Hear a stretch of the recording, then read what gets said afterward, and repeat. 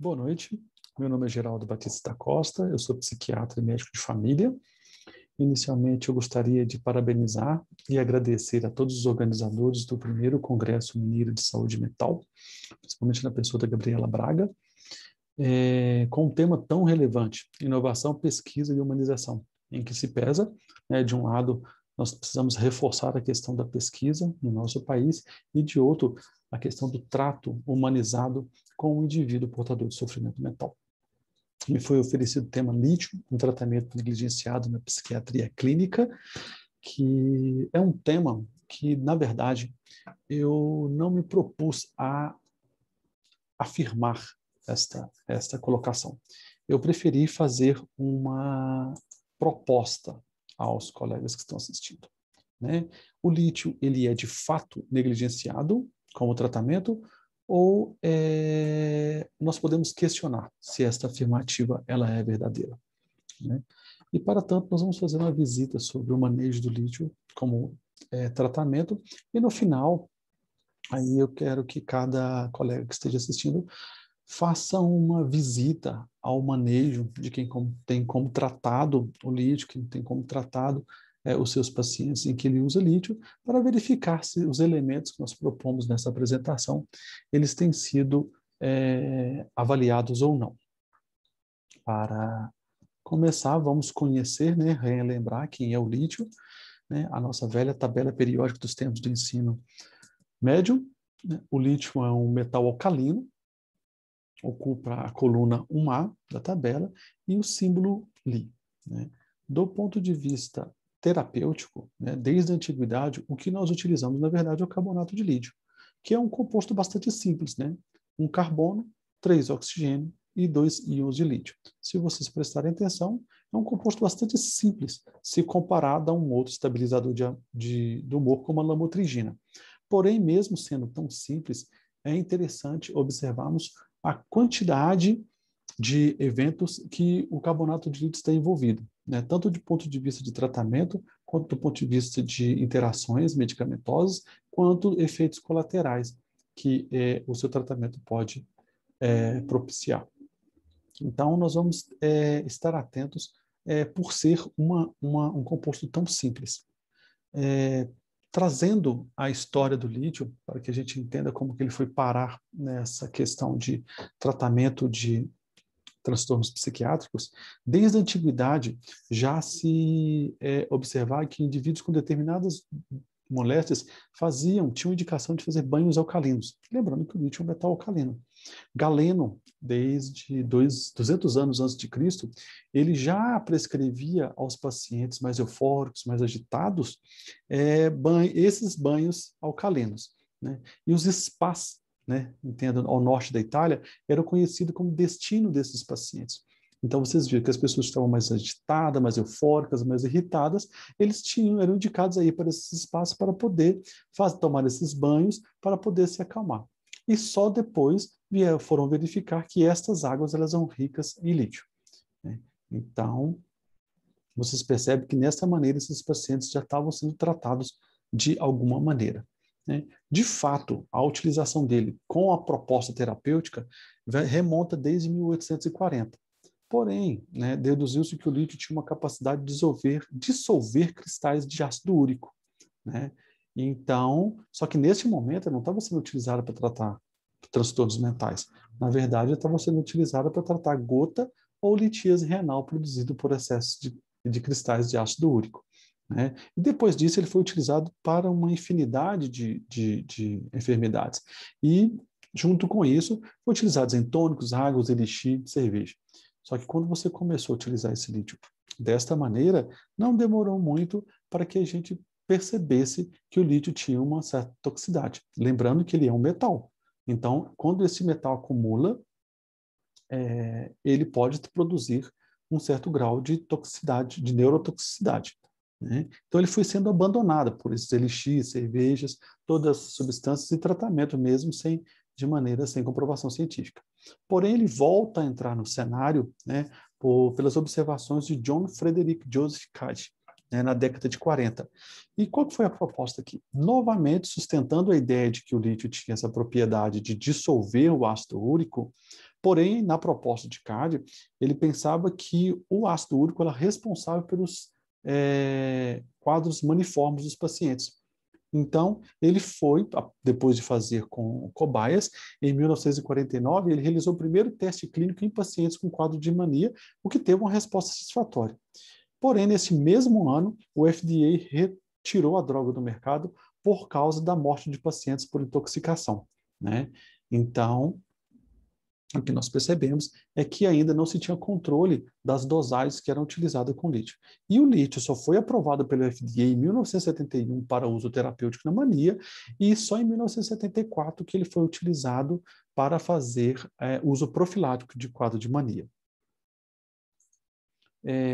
E o uso terapêutico do lítio, ele, se vocês lembrarem, vários estudos mostram que é a primeira linha para o tratamento do TAP, né, junto com outros estabilizadores, mas é o primeiro no tratamento. E é o único estabilizador aprovado pela FDA para o transtorno de humor em adolescentes acima de 12 anos. Para vocês entenderem, alguns estudos mostram que o lítio ele reduz em 5 vezes o risco de suicídio e em até 10 vezes o risco de tentativa de suicídio. Esses estudos estão principalmente voltados para o paciente com transtorno afetivo bipolar, e a proposta, né, também de utilização do lítio como adjuvante de antidepressivo em tratamentos de depressão unipolar. Nesses pacientes também já tem estudos que apontam uma redução do risco de suicídio e do risco de tentativas de suicídio, né? Então, além disso, o lítio ele também apresenta um efeito neuroprotetor. Mais para frente nós vamos explicar isso com mais clareza, porque ele diminui o potencial de morte neuronal e aumenta a capacidade de conexões em várias áreas cerebrais. Esse mesmo metal, que ele se apresenta com uma grande neurotoxicidade dependendo da dose, ele, utilizado em dose adequada e pelo tempo adequado, ele também é neuroprotetor. E vamos lá entender como que funciona esse composto tão simples. A princípio, a farmacocinética dele. Ele é ingerido, né, por via oral, ele é oferecido por via oral, rapidamente absorvido pelo trato gastrointestinal, atinge um pico plasmático em 2 horas e não se liga a nenhuma proteína, o que faz com que, uma vez na corrente sanguínea, ele passe diretamente pelos tecidos. Então, vocês veem, boca, gastrointestinal, pico plasmático, vai direto para os tecidos. E ele se distribui pelos líquidos corporais em torno de 6 a 10 horas. Né? E atinge equilíbrio e concentração entre 4 e 6 dias, né? Mantendo esses níveis sanguíneos estáveis por cerca de 12 horas. O que essas informações aqui nos dizem, principalmente? Né? Que quando você começa um tratamento com lítio para um paciente, ele vai ter os seus efeitos, né? Tanto efeitos colaterais quanto os efeitos terapêuticos. Só que para ele atingir um nível em que ele realmente tenha o efeito que se espera, ele leva entre 4 e 6 dias. Ainda que seja, né, o tratamento de escolha para a mania, né, o tratamento de primeira linha para quadros maniformes, temos que entender que no início, dependendo do quadro desse paciente, há necessidade de se associar a outra medicação, benzodiazepínicos, algum antipsicótico, porque inicialmente o lítio ainda vai levar um tempo para atingir o equilíbrio na dosagem, que ele possa fazer um efeito terapêutico adequado. E quando vocês percebem que esse nível sanguíneo é mantido de 12 horas, é aquele detalhe de que o paciente ele pode tomar a última dose à noite, quando vai fazer a dosagem da litemia pela manhã. Ele não é metabolizado, né? Lembrando que é um metal, e da mesma maneira que ele entra pelo trato gastrointestinal, passa por corrente sanguínea, distribui-se pelo organismo, volta, e ele é excretado principalmente pelo rim, né? Então, 50% da dose administrada é eliminada em 10 horas, e só o restante dessa dose que ele é captado pelas células. Esse lítio captado é eliminado entre 1 e 2 semanas. Então, vocês percebem que esta medicação, ainda que o indivíduo às vezes suspenda o tratamento, Ainda leva alguns dias ali ainda para, de fato, ele não ter mais esse composto no organismo. Então, talvez leve um tempo para que esse indivíduo comece a apresentar os efeitos da ausência da medicação, né? E é importante ficar atento a esta característica do fármaco, né? E nessa fase muito lenta, né, que vocês percebem, ele acumula-se até atingir o equilíbrio. A farmacodinâmica do carbonato de lítio, ele pode atuar em vários pontos. Atua sobre a noradrenalina, aumentando a atividade metabólica nas aminas cerebrais e na recaptação da noradrenalina nas fendas sinápticas. Tem uma ação sobre a enzima do glicogênio quinase 3-beta, a GSK3-beta, numa fosforilação de substâncias que garantem a homeostase de vários processos biológicos. É um composto, né, é uma enzima que está muito presente no tecido cerebral e está diretamente relacionado com a questão da apoptose celular. Lembra lá atrás, quando eu falei que o lítio tinha um componente neuroprotetor? Age principalmente nesse composto, porque controlando a questão da apoptose celular. E nós temos ainda que o carbonato de lítio, né, ele atua, o lítio no caso, nas reações de fosforilação e desfosforilação. E essa fase aqui é bastante simples, né? Veja bem, esse é todo o processo que o lítio faz na cadeia de fosforilação e desfosforilação. Nós não vamos passar por ele todo, mas só para vocês compreenderem como que um composto tão simples, né? Ele tem essa farmacocinética que nós já conversamos, tem esta farmacodinâmica passando por todos esses eventos. Se nós considerarmos isso que nós já apresentamos, nós podemos pensar em a infinidade de situações que o lítio pode estar atuando e tudo aquilo que pode acarretar do ponto de vista biológico no indivíduo. Aqui. Desta maneira, antes de prescrever, né, antes de entregar essa prescrição para o seu paciente que você vai propor um tratamento com lítio, é muito importante pensar.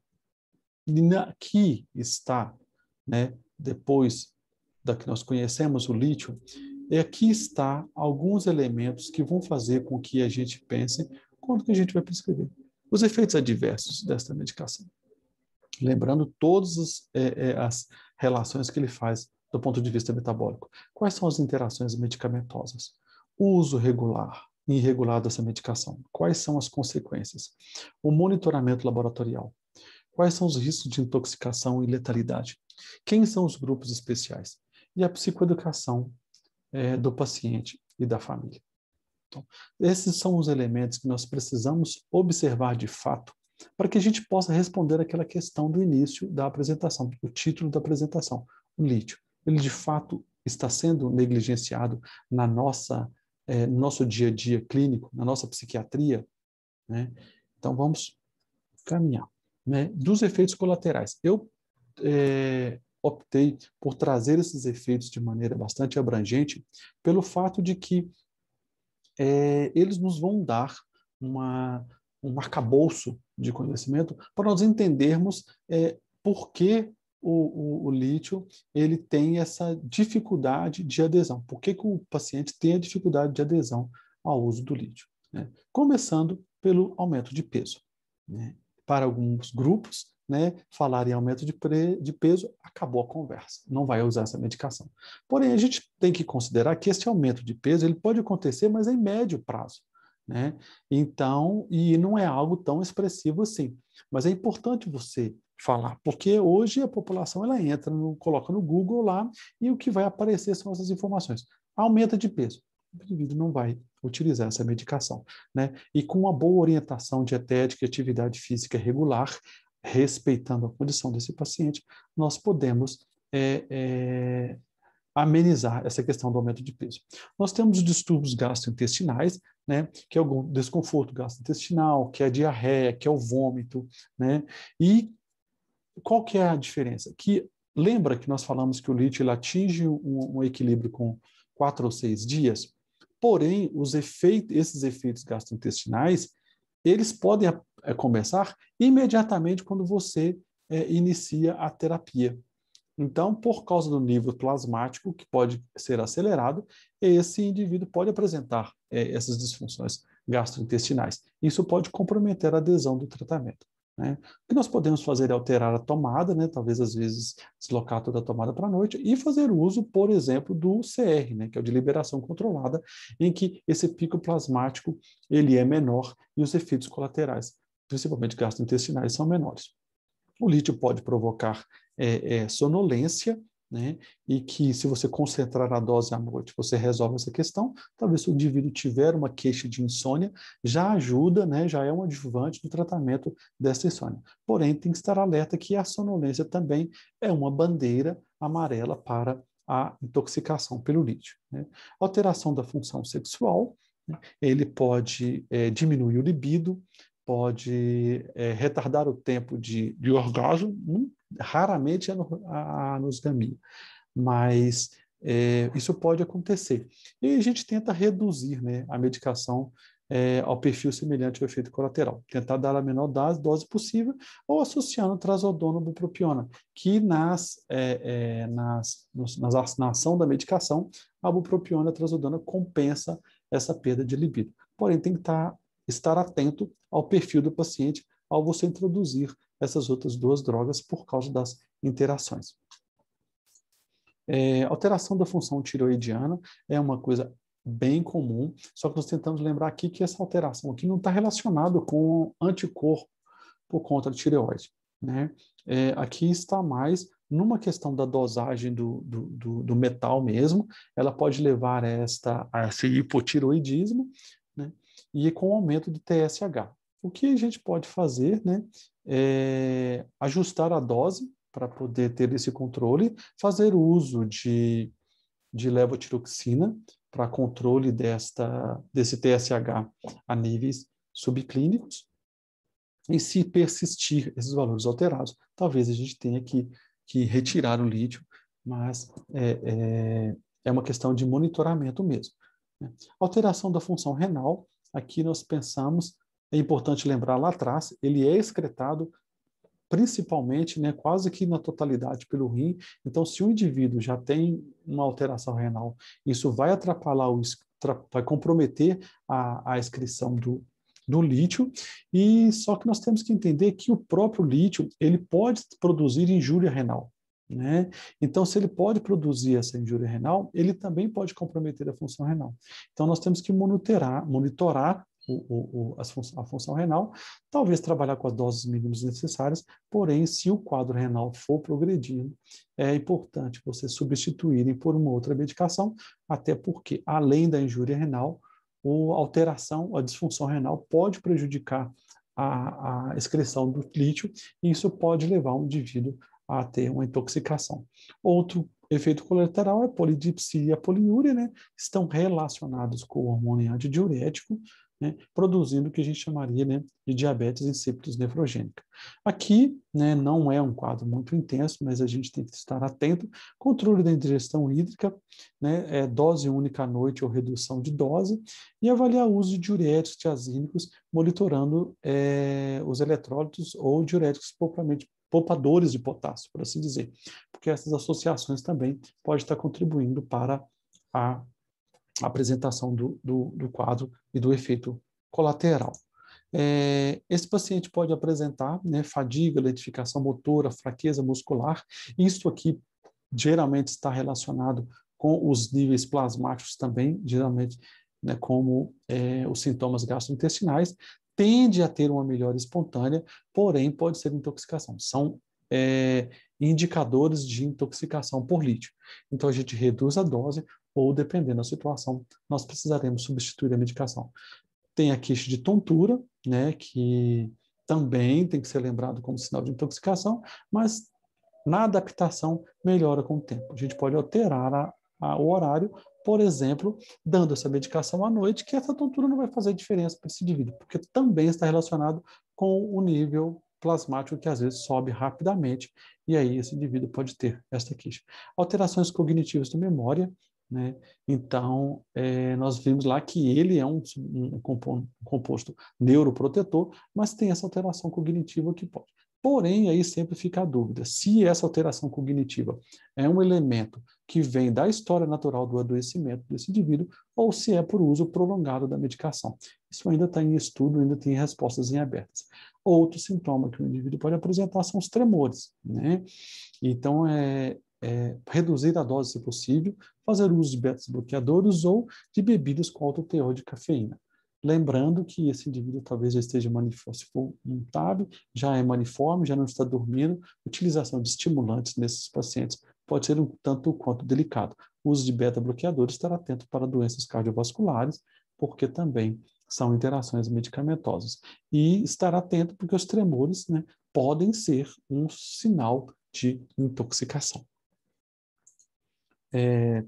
Nós só podemos apresentar condições dermatológicas, principalmente aumento de axi e a psoríase de pacientes que já têm, né? Esse vai ser um tratamento dermatológico específico, geralmente controla o quadro geral, se for necessário faz reajuste de dose, mas o tratamento específico resolve bem a situação. E nós temos as alterações cardiovasculares, que do ponto de vista além do neurológico são as mais letais, né?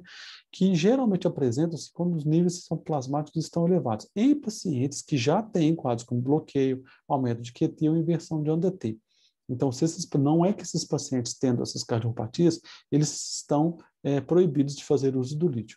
Porém, nós temos que estar cientes de que esses pacientes têm que ser monitorados, e os níveis séricos têm que ser mantidos mais rigorosamente. Talvez o acompanhamento precise ser mais periódico do que os pacientes, de modo geral, né? Terminando essa questão dos efeitos colaterais, que não são poucos, e eles são responsáveis em grande parte pela suspensão do uso, né, pela interrupção do uso do lítio, ou pelo medo de usar o lítio, né, pelos mitos e os preconceitos, inclusive entre colegas, de iniciar o tratamento com lítio, mesmo sendo ele uma medicação de primeira linha e tendo uma resposta muito importante, nós vamos trabalhar com as interações medicamentosas, né? Nós conhecemos a medicação, conhecemos os efeitos colaterais que ela produz, mas nós precisamos entender os efeitos colaterais. As interações medicamentosas. Eu peguei, do ponto de vista, os grupos da psiquiatria, depois a parte clínica também eu vou apresentar alguns. Aqui nós temos os inibidores seletivos de recaptação de serotonina e noradrenalina, né? Eles podem ser, geralmente são vantajosos e não têm incidência. Porém, tem que estar atento pela neurotoxicidade, por causa das síndromes serotoninérgicas. Uma condição grave, séria, né, que as associações podem trazer. Então, nós temos que estar atentos sobre essa condição. Os antipsicóticos também são usados com frequência juntos, aumenta o risco de CEP grave, de síndrome extrapiramidal grave, né, de sintomas extrapiramidais graves, né, e o alargamento do QT em pacientes previamente cardiológicos, né? Então, o que nós temos aqui é que um paciente que já tem uma questão cardiológica, em uso de lítio, ele pode ter um comprometimento, e no caso da associação com antipsicótico, isso pode ficar mais perigoso ainda. Os benzodiazepínicos, principalmente clonazepam e brozepam, aumentam a litemia. Então, quando vocês associam um benzo para poder associa o benzo ao lítio para tratamento de vícios, tem que estar ciente de que isso vai aumentar a litemia dele. E ao retirar essas medicações também, tem que estar atento de que pode ter um decaimento. Às vezes o paciente volta a apresentar alguns sintomas, não pela retirada da medicação, mas porque a litemia dá. Porque você tem que fazer um reajuste de dose. Os tricíclicos, né, geralmente como os inibidores também são bem benéficos, porém eles têm um risco aumentado de toxicidade se associados com o lítio. Os anticonvulsivantes, né, a carbamazepina, ela tem um risco de toxicidade mesmo com litemia normal, então isso aqui é uma especificidade da carbamazepina, né? O valproato também é um excelente estabilizador de primeira linha e ele aumenta a litemia. Se você tem um paciente que já não está compensando com lítio, você resolve associar o ácido valproico, tem que entender que isso pode aumentar a litemia. Assim, no mesmo processamento do clonazepam. Se você tirar, a desestabilização pode não ser pela retirada da medicação, mas pela redução da litemia. E a lamotrigina, outro estabilizador de humor, porém, segundo os estudos, não tem apresentado estas interações. Aqui um outro quadro, né, nós temos os anti-inflamatórios não hormonais, que pode aumentar a litemia, os diuréticos tiazídicos inibidores da ECA, né, podem aumentar a litemia também. Então, a gente prestar atenção na questão clínica desse paciente. Às vezes ficamos voltados para a parte psiquiátrica e negligenciamos o tratamento clínico desses pacientes, fazendo uso de inúmeras medicações que podem estar contribuindo para o risco de intoxicação ou a diminuição do lítio, por exemplo, como os bloqueadores de canal de cálcio, a teofilina, né? Então, temos que estar atentos às outras medicações que esses pacientes usam. E se a gente não perguntar, a consulta em saúde mental, ela é tão centrada, às vezes, no sofrimento mental, que se a gente não perguntar ativamente se esse paciente faz tratamento para outras coisas ou toma outras medicações, eles não vão nos dizer espontaneamente. Então, a gente tem que perguntar e tem que deixar isso registrado no canto ali da evolução para que a gente lembre dessas relações. E o uso irregular do lítio, né? A gente falou sobre os efeitos colaterais, sobre as interações medicamentosas e sobre o uso irregular do lítio. Ele é um tratamento de primeira linha, ponto. Ele é um protetor neurológico, ponto. Mas a interrupção do tratamento, ele acarreta sérios problemas. Aumenta a recorrência de mania e as crises são acompanhadas de limitações afetivas e cognitivas. Como assim? Se você usar o lítio de maneira correta, né? Se o paciente fizer uso do lítio de maneira correta e pelo tempo adequado, ele vai ter uma resposta terapêutica satisfatória. Ele vai ter uma proteção neurológica no conjunto. Porém, se não for utilizado de maneira correta, ou ele for interrompido, volta, interrompe, volta, os problemas causados por este comportamento do uso podem ser devastadores para esse paciente. Ao longo da vida, ele pode apresentar uma piora progressiva desse quadro. E nós sabemos que a cada crise de mania que o paciente estável tem, ou cada crise de depressão que esse indivíduo tem, ele acaba voltando meio que um degrau a menos na sua condição. Então, nós temos que estar atentos de que, assim, ao usar o lítio, o que nós sabemos sobre o perfil e o comportamento desse paciente que nós vamos falar? Porque isso aí vai nos dar um dilema, né? E esse dilema seria qual? Um dos sintomas de pacientes que têm indicação de usar lítio é parar de tomar as medicações. Se nós temos um paciente que naturalmente, quando ele está, por exemplo, em mania, ele tem uma clareza de que ele não é doente, de que ele não precisa tomar remédio. Então, ele para de tomar medicação. Então, nós temos que avaliar de maneira muito cuidadosa o custo-benefício de fazer o uso dessa medicação. Se nós tivermos um suporte familiar, um juízo crítico dessa família sobre a comorbidade, sobre o sintoma do indivíduo de que ele não vai querer tomar medicação porque ele julga que ele não é doente, vale a pena fazer uso do lítio. Mas se nós não temos nenhuma estrutura que possa colaborar para o uso correto dessa medicação, vale a pena mesmo fazer uso do lítio? Ou a gente pode usar de uma outra droga, de uma outra medicação e não fazer uso do lítio, por causa desse comprometimento a longo prazo. Neste aspecto, né, a gente tem que considerar outro elemento central na utilização terapêutica do lítio, o monitoramento laboratorial. Né? A dosagem sérica terapêutica do lítio é entre 0,5 e 0,2. No mundo subjetivo da psiquiatria, né, onde muitas coisas são construídas sem algo palpável para a gente ter uma medicação em que a gente possa dizer que ela faz efeito entre 5 e 1,2 dá uma certa tranquilidade, né?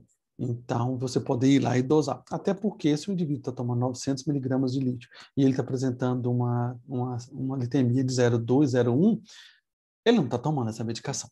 Né? Nós temos que ter essa clareza. Não está fazendo uso dessa medicação. Embora esteja prescrito, não está fazendo uso. O lítio, dose inicial de 600 miligramas por dia em 2 tomadas, né? A de liberação lenta pode ser tomada em tomada única. E a progressão vai ser baseada na litemia. Então, você dá um tempo, além de ver os efeitos clínicos sobre esse paciente, você dosa para você ver quanto que está. E após atingir a dose terapêutica, você pode repetir isso entre 2 e 3 meses. Lembrando que o paciente cardiopata, por causa dos riscos que ele tem, talvez seja aconselhado a gente fazer um monitoramento mais precoce para evitar alguma desestabilização. Isso aqui a gente considera quando não tem nenhuma intercorrência. Se esse paciente não teve nenhuma doença, não ficou doente por outras questões, se não parou de tomar medicação, se não entrou em crise, alguma coisa. E lembrar, né, de que os níveis tóxicos do lítio, eles estão muito próximos aos níveis terapêuticos. Vocês vão ver que aqui nós estamos entre 5 e 1,2. Porém, quando você olha para os níveis tóxicos, vocês vão observar que eles estão muito próximos disso aqui. Desta maneira, nós temos uma indicação de fazer uma avaliação laboratorial antes de iniciar o tratamento. Ah, não, só vou dar o remédio depois dos exames ficar pronto? Não, não é isso. Né? O que eu falo é que é bom que, quando a gente vai começar um tratamento de um paciente com lítio, nós tenhamos na mão o que se solicite que esse paciente já faça algumas avaliações. Uma delas é saber se essa paciente não está grávida. Né? Outra, uma função renal, a função tireoidiana. Como que isso está? Quais são esses exames? Você pode pedir, o paciente faz os exames e, na sequência, você pode continuar iniciar o tratamento desse paciente dentro do possível. Se for demorar para ter esses exames, e dependendo do quadro do paciente, é claro que você não vai esperar. Podendo, né, fazer esses exames imediatamente para que você possa começar o tratamento, é indicado que você tenha esses exames antes do início do lítio. Se vocês forem perceber aqui do ponto de vista de intoxicação, como eu falei lá atrás, o nível que já é considerado tóxico para esse indivíduo acima de 1,2 já é tóxico, e 1,5 você já começa a apresentar a exacerbação dos efeitos colaterais comumente observados. Lembra todos aqueles? Tontura, fraqueza, gastrointestinal, polidipsia, todos aqueles efeitos colaterais cardiovasculares, eles já começam a ser exacerbados a partir de 1,5. Né? Então, de 1,2 para 1,5, dependendo da condição, pode ser atingido rapidamente. E esse paciente pode ter esse quadro exacerbado. E se você fala acima de 2, né, você já tem alterações graves, com risco de arritmias cardíacas, estados confusionais, ataxias, convulsão, rebaixamento do nível de consciência e coma, e a própria morte. Esse paciente pode morrer intoxicado. Lembrando que no início lá, o próprio FDA suspendeu o uso terapêutico do lítio por causa da morte de pacientes. E o que espera-se na intoxicação do manejo desse paciente que apresenta sinais de intoxicação por lítio? Claro que se você identificar que o nível sérico está desta maneira, você já tem uma correlação direta. E é depurar o organismo do lítio. A ideia é retirar esse lítio de circulação do indivíduo. Né? Então, o que você vai fazer? Tratar a hidratação, a correção eletrolítica de alguma questão e, se necessário, às vezes até hemodiálise pode ser utilizado nesse paciente para poder compensá-lo, para poder retirar o lítio de circulação. O paciente pode fazer uso, então nós temos que estar atentos de que entre o nível terapêutico e o nível sérico é muito próximo. Ainda que ele leve um certo tempo para acumular, nós temos que estar atentos de que isso pode acontecer com certa facilidade. Por isso que a gente tem que prestar atenção nos grupos especiais. Né? Nós temos aqui, nós já falamos dos cardiopatas, dos hipertensos, dos diabéticos, de alguma maneira lá atrás. Né? Os diabetes, esses pacientes às vezes podem desidratar muito fácil, né? Pode descompensar a clínica muito fácil. Então, esses indivíduos eles podem ter uma dificuldade de lidar com o tratamento com lítio, porque eles podem descompensar muito fácil e isso pode propiciar condições que esse paciente vai se intoxicar. O hipertenso, por exemplo, nós já vimos lá, algumas medicações têm um efeito direto na dosagem sérica do lítio. Os cardiopatas temos que prestar atenção também, além das medicações, como já foi apontado, os riscos de gravidade, a insuficiência renal. Um paciente que tem uma medicação que ela é excretada, principalmente pelo rim, se você tem um paciente com insuficiência renal, não é que ele não possa tomar essa medicação, mas você tem que estar atento de que as doses para esse paciente têm que ser ajustados. E paciente com transtornos mentais, né, que podem, além de associações de medicações, né, como aquelas que nós vimos lá, eles podem ter dificuldade de fazer uso da medicação. Né, um retardo mental, um paciente com outras comorbidades, pode ter dificuldade de tomar a medicação. Se ele não toma a medicação adequadamente, temos todas aquelas consequências do uso irregular do lítio. O idoso, né, pelo elevado potencial que ele tem de alterações clínicas que acarretam desidratação, infecção urinária, pneumonia, não beber água, né? O idoso, se ele não for dependente, se não tiver uma autonomia, depender de um terceiro, às vezes esse indivíduo pode ter uma desidratação e isso pode produzir ali uma insuficiência pré-renal e esse indivíduo pode ter dificuldade de excretar o lítio e acaba tendo um quadro de intoxicação. E aí você fica ali naquela dúvida, é um delírio, né, um quadro infeccioso no idoso ou esse paciente está intoxicado com o lítio? A polifarmácia, que eu não falo propriamente do diabetes, do hipertenso, a polifarmácia, porque o indivíduo que faz tratamento de saúde mental, não é raro ele fazer associação de 2, 3 ou mais medicações, né? E quando nós vimos lá o valproato, o benzodiazepínico, o inibidor seletivo, o tricíclico, né? O antipsicótico, eles têm essa correlação com o lítio. Então, nós temos que estar atentos para as associações. E estar atentos em grupos de grávidas e lactantes, né? Como eu falei lá atrás, dos exames que nós podemos fazer, ou da investigação, se essa paciente está grávida, tem projetos de ficar grávida, né? Não é que se ela quer ficar grávida no futuro, que ela não pode tomar leite. Mas isso tem que ser discutido, tem que ser convocado, tem que ser explicado para ela como que a gente vai fazer para poder fazer esse manejo, né? E custo-benefício. Terceiro trimestre, por exemplo, em casos mais graves, né? Um paciente em franca mania, né, no terceiro trimestre, qual que é o custo-benefício? Né, de dar lítio para essa paciente para poder estabilizar e entrar nesse processo de parto, ou deixar essa paciente em franca mania, colocando-se em risco, colocando a criança em risco também. É uma questão de pesos, né? Mas pode ter a proposta de ser utilizado, isso tem que ser discutido com o obstetra, né, discutido com o paciente, discutido com a família, inclusive antes de ficar grávida, que seria preferencialmente o que a gente teria que fazer. E aqui nós entramos num ponto central da nossa conversa. Por que eu falo num ponto central? Nós já falamos, relembramos quem é o lítio, relembramos do carbonato de lítio, a história dele, como começou, né, as indicações que o lítio tem, né, que além hoje os estudos estão apontando que eles têm os efeitos neuroprotetores, como tratamento de primeira linha, como tratamento adjuvante, né, conversamos sobre os efeitos colaterais, conversamos sobre as relações, sobre os grupos especiais. Muito bem. Lembramos uma infinidade de questões que nós precisamos saber a respeito do lítio quando a gente se propõe a prescrever, a indicar um tratamento com lítio. Porém, se nós não prestarmos atenção à psicoeducação, tudo isso que nós discutimos até agora está perdido. Porque o lítio ele tem uma indicação de tratamento em um paciente com características muito peculiares. Então, se a gente não explicar para esse paciente, para o familiar e para o cuidador, uma infinidade de características, essas características que nós conversamos, mas de maneira que caiba no entendimento desses indivíduos, tudo isso não adianta saber tudo do lítio. Que na hora que você entregar a receita, a prescrição para esse indivíduo, tudo que você fez se perde. E aqui a gente fala sobre as características do adoecimento, né? Explicar para esse paciente, para essa família, como que é esse adoecimento indivíduo. Se a gente vai falar do TAB, por exemplo, né? Quais são os sintomas que esse paciente tem? Como que ele reage ao tratamento? Como que ele enfrenta esse tratamento? Né? Qual que é a indicação do lítio? O lítio está sendo indicado para quê? Porque o indivíduo, as pessoas vão colocar na internet e vão ver para que é. Não, TAB, eu não tenho TAB, de jeito nenhum. Quem toma esse medicamento é quem tem bipolar. Eu não sou bipolar. Né? Qual que é o juízo crítico deste indivíduo sobre a comorbidade dele? Né?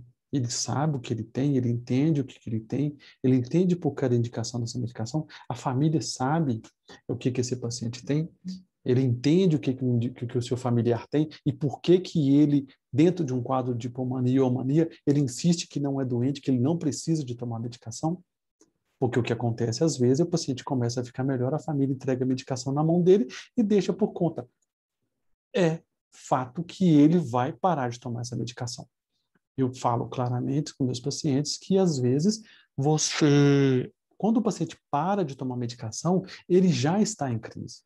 Ele não está em crise porque ele parou de tomar medicação. Ele já estava em crise quando ele começou a duvidar que ele era uma pessoa que precisava tomar medicação. Isso é de uma clareza muito grande. Explicar para a família que quando ele começa a falar eu estou bem, eu não preciso tomar remédio, já sendo uma bandeira amarela, porque esse indivíduo já está em crise. Porque o juízo crítico de comorbidade dele é comprometido na natureza da psicopatologia, por exemplo, do paciente contábil.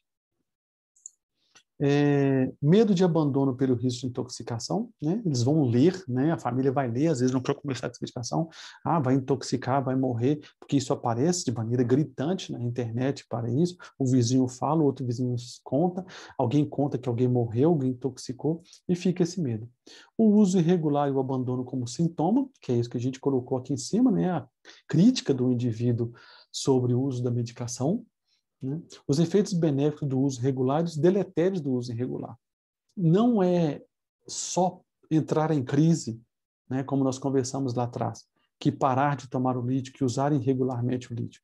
Além de ter as crises, esse indivíduo tem recorrência dessas crises de maneira mais intensa, e essas crises vêm pior, e ele volta pior dessas crises, ele recupera pior dessas crises. Isso tem que ser explicado para a família, para eles entenderem, porque se eles vão garantir o uso dessa medicação, se eles vão ser parceiros para que esse paciente faça o uso correto dessa medicação, eles têm que compreender quais são as implicações da suspensão, de parar, de não buscar essa medicação, de não dar essa medicação, de não secretariar o tratamento desse seu familiar.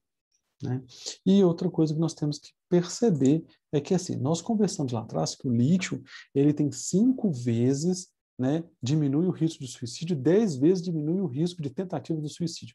Porém, tem que lembrar que o lítio é uma medicação, dependendo da dose, bastante tóxica. Então, essa medicação pode ser utilizada pelo indivíduo como uma forma de tentar morrer. Então, se esse indivíduo não quer parar, ou se ele entra num quadro misto, numa transição de uma depressão para um caso eufórico, onde ele tem, na depressão ele não tem energia, ele tem pensamentos pobres, mas não tem energia. Quando ele está maniforme, ele tem energia e não quer saber de morrer, quer saber de viver. O problema está no meio do caminho, né? Quando esse indivíduo tem energia, mas ele ainda tem morbidade, tem pensamentos mórbidos, então esse indivíduo morre. E se ele tem disponível em mãos o lítio, ele pode fazer uso dessa medicação com intoxicação. Então, nós temos que tomar muito cuidado ao oferecer uma medicação e que a família não vá controlar essa medicação. Esse indivíduo entra em crise, para de tomar a medicação, entra em crise, para de tomar a medicação e, por fim, faz uso da medicação como tentativa de autoextermínio. Então, isso tem que ficar claro para a família que essa medicação ela precisa ser secretariada. Né? E aí eu volto para vocês. Relembrando isso que nós passamos, principalmente esse último slide agora, né, do ponto de vista, na opinião de vocês, como que está o manejo clínico do lítio para os pacientes que vocês estão acompanhando?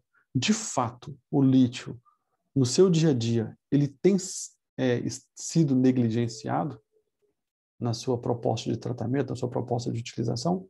Se sim, é importante revisitar esses conceitos, reavaliar essas indicações, porque o prejuízo para o paciente, ainda que intencionalmente a gente queira dar o lítio como proposta de terapia, pode também ser devastador para esse indivíduo.